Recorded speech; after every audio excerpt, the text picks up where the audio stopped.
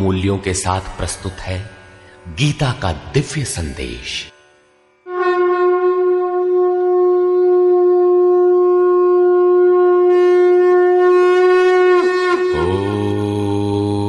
ओम श्री परमात्मने नमः। यथार्थ गीता, श्रीमद् भगवद गीता, अथ तृतीयो अध्यायः। कर्मणैव हि संसिद्धिम् आस्थिता जनकादयः लोकसंग्रहमेवापि सम्पश्यन् कर्तुमर्हसि। जनक माने राजा जनक नहीं, जनक जन्मदाता को कहते हैं। योग ही जनक है, आपके स्वरूप को जन्म देता है, प्रकट करता है।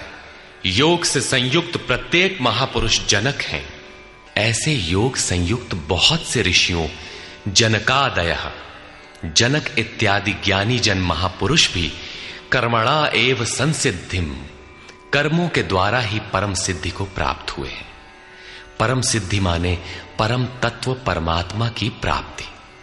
जनक इत्यादि जितने भी पूर्व में होने वाले महर्षि हुए हैं, इस कार्यम कर्म के द्वारा जो यज्ञ की प्रक्रिया है, इस कर्म को करके ही संसिद्धिम, परम सिद्धि को प्राप्त हुए।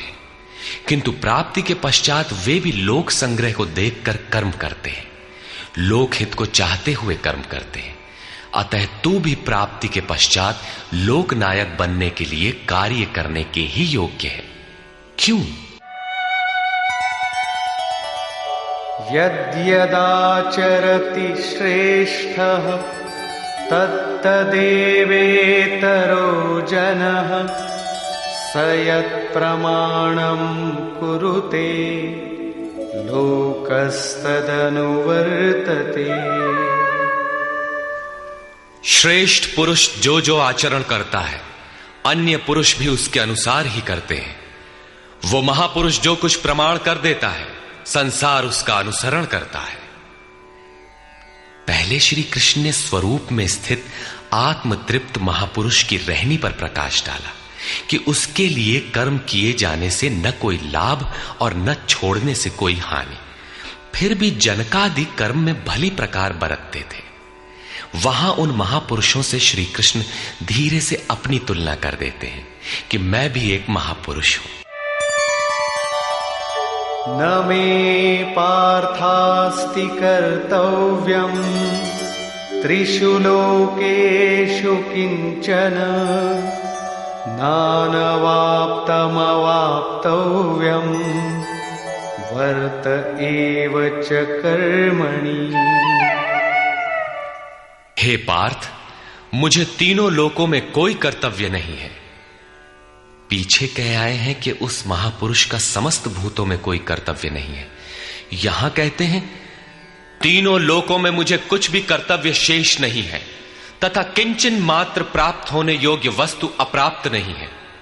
तब भी मैं कर्म में भली प्रकार बरतता हूं। क्यों? यदि हम न वर्तेयम् जातु कर्मण्यतन्द्रितः मम वर्तमानुवर्तन्ते मनुष्याः पार्थ सर्वशः। क्योंकि यदि मैं सावधान होकर कदाचित कर्म में न बरतूं तो मनुष्य मेरे बर्ताव के अनुसार बरतने लग जाएंगे। तो क्या आपका अनुकरण भी बुरा है? श्री कृष्ण कहते हैं हां। उत्सीदेयुरिमे लोका न कुर्यां कर्म चेदहम् संकरस्य च कर्ता स्याम् उपहन्यामिमाः प्रजाः। यदि मैं सावधान होकर कर्म न करूं तो ये सब लोग भ्रष्ट हो जाएं और मैं संकरस्य, वर्ण संकर का करने वाला हूं तथा इन सारी प्रजा का हनन करने वाला, मारने वाला बनूं। स्वरूप में स्थित महापुरुष सतर्क रहकर यदि आराधना क्रम में न लगे रहें तो समाज उनकी नकल करके भ्रष्ट हो जाएगा। महापुरुष ने तो आराधना पूर्ण करके परम नैष्कर्म्य की स्थिति को पाया है। वे न करें तो उनके लिए कोई हानि नहीं है, किंतु समाज ने तो अभी आराधना आरंभ ही नहीं की। पीछे वालों के मार्गदर्शन के लिए ही महापुरुष कर्म करते हैं। मैं भी करता हूं। अर्थात श्री कृष्ण एक महापुरुष थे, न कि बैकुंठ से आए हुए कोई विशेष भगवान। उन्होंने कहा कि महापुरुष लोक संग्रह के लिए कर्म करता है, मैं भी करता हूं। यदि न करूं तो लोगों का पतन हो जाए, सभी कर्म छोड़ बैठेंगे।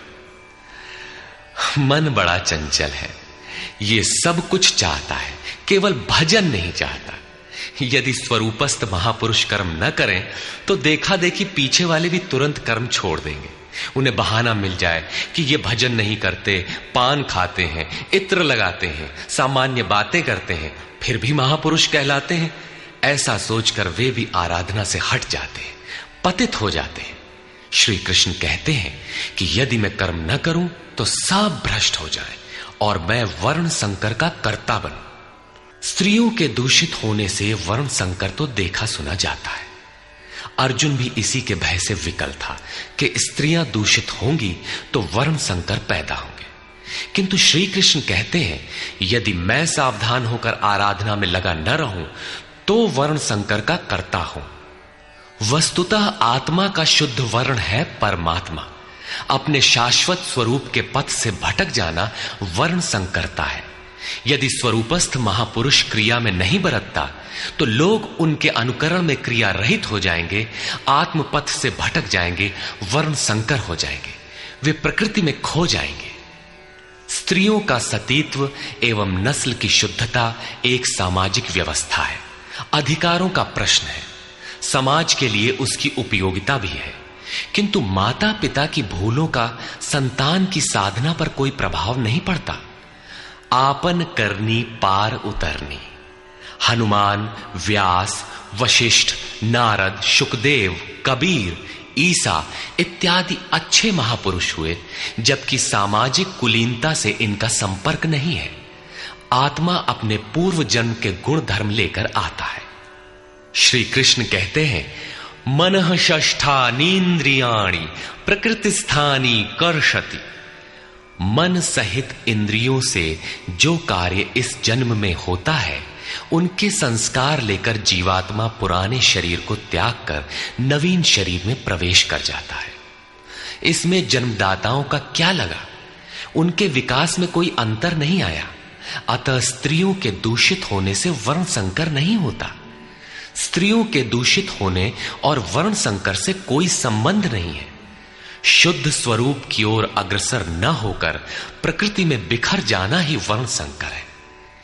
यदि महापुरुष सावधान होकर क्रिया, नियत कर्म में बरतते हुए लोगों से क्रिया न कराएं तो वो उस सारी प्रजा का हनन करने वाला, मारने वाला बने।